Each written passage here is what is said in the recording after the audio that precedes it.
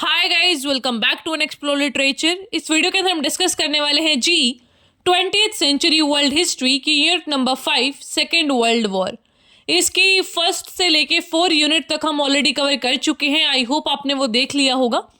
4th unit को second channel पे upload किया जाएगा, दैट इज ऑन किरण सिंह, तो वो आप एक बार देख लीजिएगा। और इसको भी शायद हम वहीं करें because the main channel is having some glitches, तो वहाँ पे थोड़ा सा अपलोड करने में इशू आ रहा है, तो आप वहाँ पे देख लीजिएगा। बाद में हम उसको मेन चैनल पे अपलोड कर देंगे। ऑलराइट, सो बाकी सारी यूनिट्स आपको मेन चैनल पे ही मिलेंगी। Then is if you haven't subscribe the channel तो प्लीज़ दोनों चैनल को सब्सक्राइब कर लो so that you won't miss any updates. Important questions भी कवर करेंगे।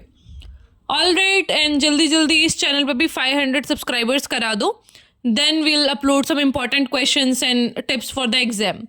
Now let's start with the topic. तो बात करें सेकेंड वर्ल्ड वॉर की, तो इसमें दो पावर्स लड़ रही थी। एक थी एलाइड पावर्स, दूसरी थी एक्सेस पावर। एक्सेस पावर कौन सी थी? नाजी जर्मनी, जापान और इटली। और एलाइड पावर्स में थे UK, USA, USSR and France. तो ये सारे देश आपस में लड़ रहे थे। इसके क्या क्या रीजंस थे, सेकेंड वर्ल्ड वॉर क्यों हुआ, उससे फिर क्या कॉन्सिक्वेंसेज हुए, वही सारी चीज़ें हम इस यूनिट में डिस्कस करेंगे। टाइम पीरियड की बात करें तो वर्ल्ड वॉर चला था 39 से लेके 45 तक, 1939 से लेके 1945 तक। बात करें कोजेस की तो सबसे पहला कोज है ट्रीटी ऑफ वर्सेल्स 1919। तो ये एक पीस सेटलमेंट ट्रीटी थी जो कि वर्ल्ड वॉर 1 के बाद में साइन की गई थी।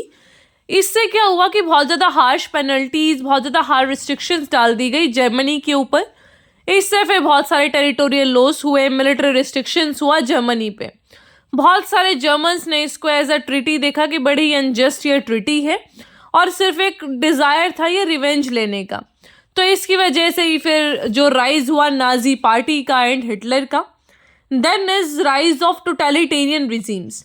फिर मसोलिनी जैसे पावर्स में आए लोग, तो क्या होता है, इकोनॉमिक इंस्टेबिलिटी आई वर्ल्ड वॉर 1 के बाद। ग्रेट डिप्रेशन आया, डिक्टेटोरियल रिजीम्स आई। जर्मनी में हिटलर आया, इटली में मुसोलिनी की गवर्नमेंट आई, जापान में मिलिटरिस्टिक लीडर्स आए। ये ऑलरेडी हम डिस्कस कर चुके हैं 4th यूनिट में, और वो बहुत इंपॉर्टेंट यूनिट है तो उसको ज़रूर देखना। तो ये सारी टोटलिटेरियन रिजीम्स का राइज हुआ, उसकी वजह से वर्ल्ड वॉर 2 हुआ। Then the third reason is expansionist policy and aggression. अब हर किसी को अपनी टेरिटरी बढ़ानी थी, हर किसी को अपना जो देश है उसका एरिया बढ़ाना था। अब हर कोई बढ़ाने के पीछे दौड़ेगा तो फिर उनकी लड़ाइयाँ तो होंगी ही, दिल कम एक ना एक दिन तो आमने सामने, और ऐसा ही हुआ। फिर 4th रीज़न आता है अपीजमेंट का।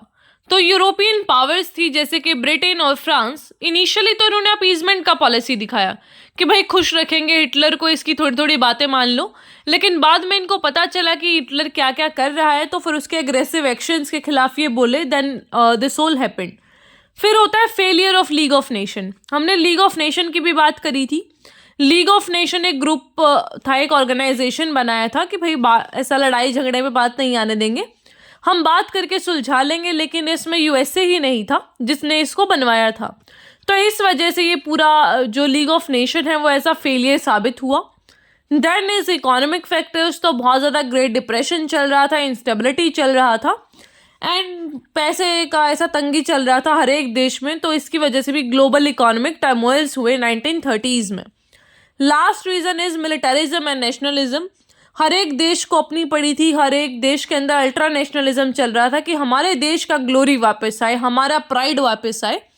That's why it all lead to this all world war 2। अब बात करें मेजर इवेंट्स की, तो सबसे पहले हुआ इन्वेजन ऑफ पोलैंड 1939 में।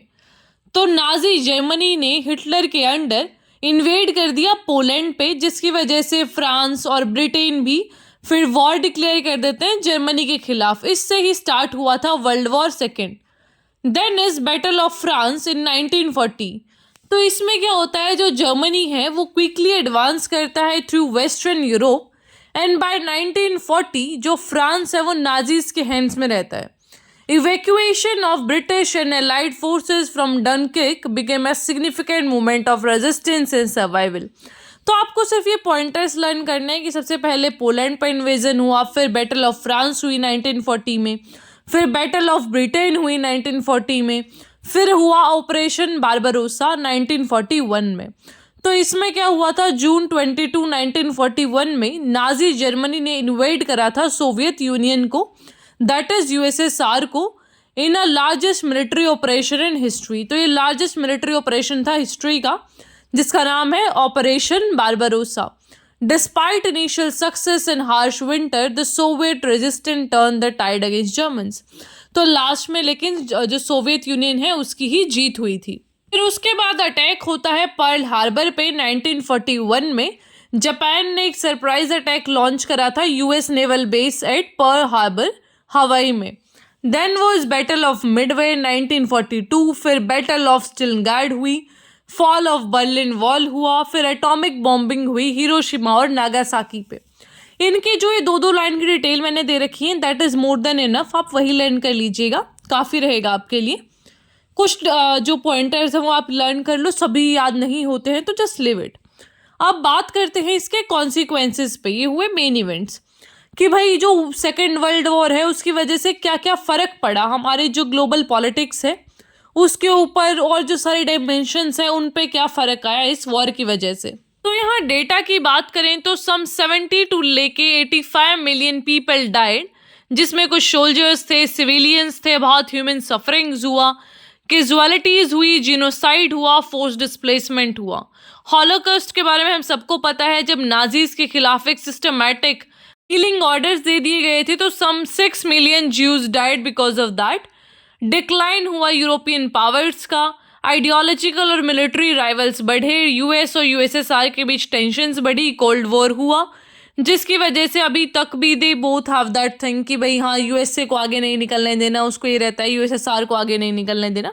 अब तो वी डोंट हैव यूएसएसआर, उसका डिसइंटीग्रेशन हो चुका है 1991 में, जहाँ पे भी माना जाता है कि कोल्ड वॉर है जो उसका खात्मा हो गया था। जो मिलिट्री टेक्नोलॉजी है वो काफ़ी ज़्यादा बढ़ी वर्ल्ड वॉर सेकेंड के बाद।